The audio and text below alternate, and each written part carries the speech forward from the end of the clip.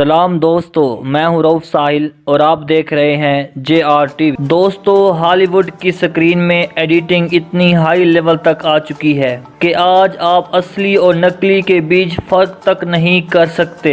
खैर, अगर आप देखना चाहते हैं शानदार हॉलीवुड फिल्में जो बिना स्पेशल इफ़ेक्ट के कैसे दिखती हैं, तो देखते रहिए हमारे साथ ये वीडियो आखिर तक। Number 1, Avenger end game. दोस्तों, 2008 में रिलीज हुई फिल्म आयरन मैन से लेकर आज तक सीरीज एवेंजर से पूरी 23 फिल्में रिलीज हो चुकी हैं और सभी फिल्मों ने बॉक्स ऑफिस में धमाल मचा दिया है। कमाल की एक्टिंग और बहुत ही अमेजिंग स्टोरीज जिस चीज ने इन फिल्मों को सुपर हिट बना दिया। इनका CGI Avenger end game walk में बहुत से ऐसे सीन थे जो CGI के बिना मुमकिन नहीं थे, जिनमें इनकी फिल्म फाइनल बैटल भी शामिल है। यहाँ ग्रीन स्क्रीन टेक्नोलॉजी की वजह से बैकग्राउंड वार बनाया गया है जहाँ फाइनल बैटल के लोग दिखाए गए। इस फिल्म के कई कैरेक्टर को CGI ने बनाया है, जैसा कि थानोस। यहाँ 8 फुट के लंबे थानोस के चेहरे पर फेशियल रिकॉग्निशन टेक्नोलॉजी की मदद से एक्टर जोश ब्रोलिन के चेहरे के जैसा दिखाया गया और इस तरह हल्क के चेहरे के एक्सप्रेशन भी दिखाए गए। साथ उनकी बॉडी की मूवमेंट को कैप्चर करने के लिए एक्टर्स को मोशन कैप्चर सूट पहनाए गए। Number 2, Harry Potter. दोस्तों, अगर आप हैरी पॉटर की सीरीज को दिलचस्पी से देखते हैं, इस मूवी में वो कुछ खेल खेलते हैं जिसमें हैरी पॉटर और बाकी खिलाड़ी एक स्टिक का इस्तेमाल करते हैं जो हवा में उड़कर गोल करने की कोशिश करते हैं। और इस मूवी में कई और सीन में भी हैरी पॉटर को ये स्टिक इस्तेमाल करते हुए हवा में उड़ाया गया। बता दें, उड़ने वाली ये स्टिक असली भी है,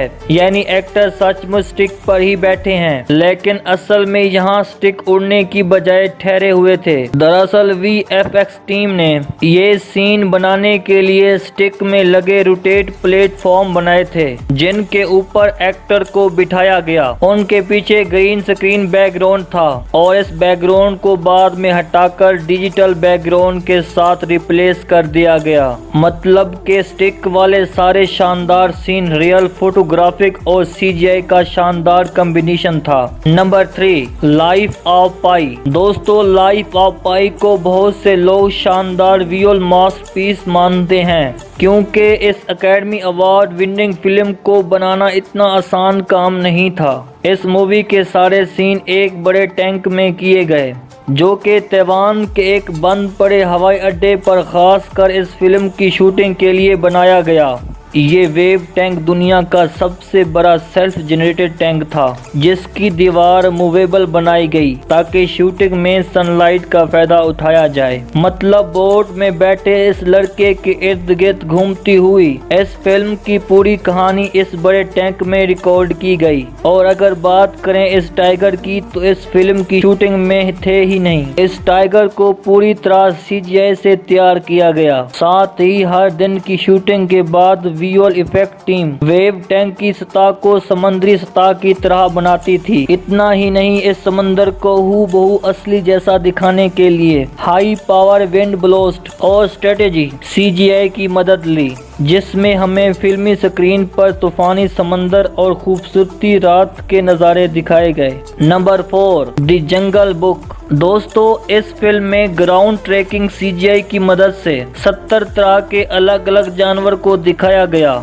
ये सब जानवर किसी फिल्म स्क्रीन पर बिल्कुल असली दिखाई देते हैं। इसके लिए एनिमेटर फेशियल रैगिंग को इस्तेमाल किया गया और यहाँ इनके लिए जो सबसे मुश्किल लगी, ज्यादातर जानवरों के बालों को इर्द गिर्द के माहौल के मुताबिक हिलाना या बोलते वक्त ठीक तरीके से हिलना भी जरूरी था ताकि नाजरीन को ऐसा ना लगे कि बच्चा अकेले ही बोली जा रहा है। और इस फिल्म में मोगली का असल नाम नील सेठी है और इसने पूरी फिल्म में अकेले ही एक्टिंग की है क्योंकि स्क्रीन पर दिखाई दे रहे तमाम जानवर को CGI की मदद से बनाए गए और उन्हें आवाज कई एक्टर ने दी है।